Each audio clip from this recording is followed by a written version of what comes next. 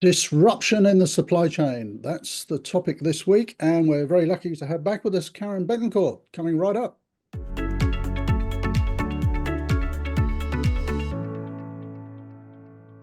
So, Karen, disruption in the supply chain.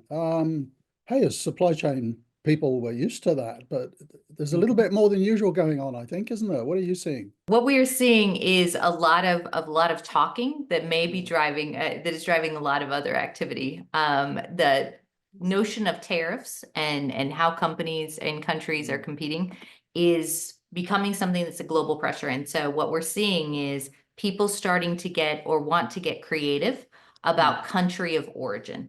It is very difficult to pick up and move a factory. That's not usually something that you can do in a 4-year presidential term, or honestly, with less than a 10 or 20-year payoff. So the question of how do you creatively think about reducing your risk to country of origin changes, whether that's the EU getting tougher, the US getting tougher with pretty much everyone, China or Japan. And so knowing which rules and which spaces are applicable to you, and do you need to move all of your production, or do you just need to move and come up with plans to be able to comply by moving some of it out of that? And that's a space where I've seen quite a bit of it. We have a lot of North American, particularly US-based manufacturers who are considering moving some activity to Central or South America to be able to get non-US final destination product away and out of the tariff space entirely. And so the question then begins, are you materially transforming it? Are you able to comply with your country of origin rules?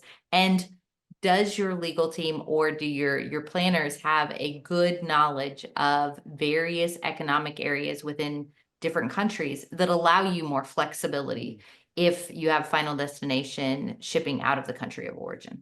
So a long word, lots of words, but it's complicated. Do you think this is something that is applicable to only the larger businesses? I mean, I'm just reflecting. I'm based in Australia most of the time. We see probably over the last certainly last 5 years, there's been a little bit of a move to other places in Asia for sourcing, multiple sourcing. Vietnam's become more popular, Thailand, places like that. Interesting that, you're talking about South America. But as you say, it's very hard to just pick up a factory and move. So Yes. what are some of the strategies that you're seeing? Is it multiple sourcing? Yeah, well, it's multiple sourcing. It's really asking yourself, does it make sense for you to operate in a market, right? Is that a market big enough for you? If you're huge, if you're Honda, you're going to be making decisions because you have multiple very large spaces. If you're a small manufacturer who gets knocked sideways with a new tariff or country of origin requirement, you're probably just going to choose to exit that market until it becomes more favorable. So it really depends. And then should you think differently, we've seen a ton of container problems and flows that are outside of a tariff. So lots of supply chain disruption. Do you just need to think about it? Are you a multiple site producer? And do you think, and do you find different partners to be able to say, hey, I can't afford to, and I don't need a factory in Vietnam or in Brazil all by myself, but maybe there's enough other people where we can pitch in and do something similar to create it. And I think we're going to see more cooperation and creativity to get and bifurcate, really.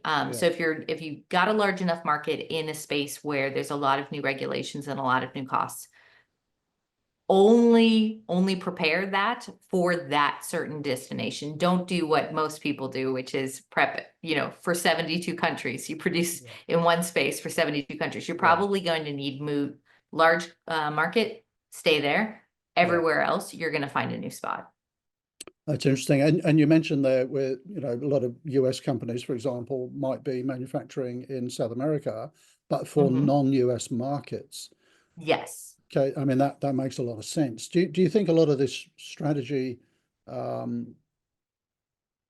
sort of government policy, if you like, is to try and bring manufacturing back into the US, because how can that work? The consumer's going to be paying double or triple the prices. Oh, completely. I think absolutely. It is, the intention is to throw our weight around. I'm a US citizen, so throw our global weight around, but also to bring some manufacturing back.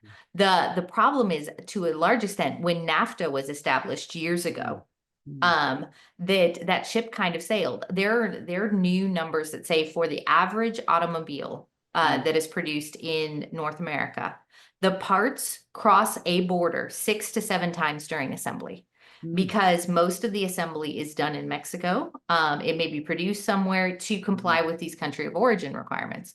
And what we've seen is just in the last 18 months, a 40% increase in imports into Mexico from China. Wow. Where with the nearshoring, that people are trying to move into that. And so the question is, are you actually going to be driving new manufacturing in the United States? I would argue if the destination for it is the United States, yes, that will absolutely build manufacturing capacity. But for everything else, people are going to treat it, I believe, as kind of the third rail, and stay the hell away if they don't need to be involved, and outsource even more. If it's not final destination market sales, it's going to be produced outside of the US.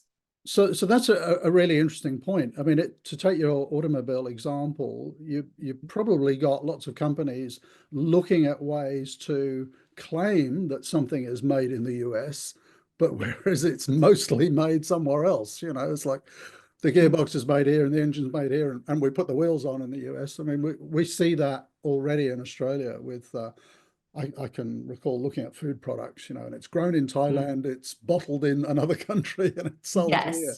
So, I mean, is this really just going to become even more of a minefield?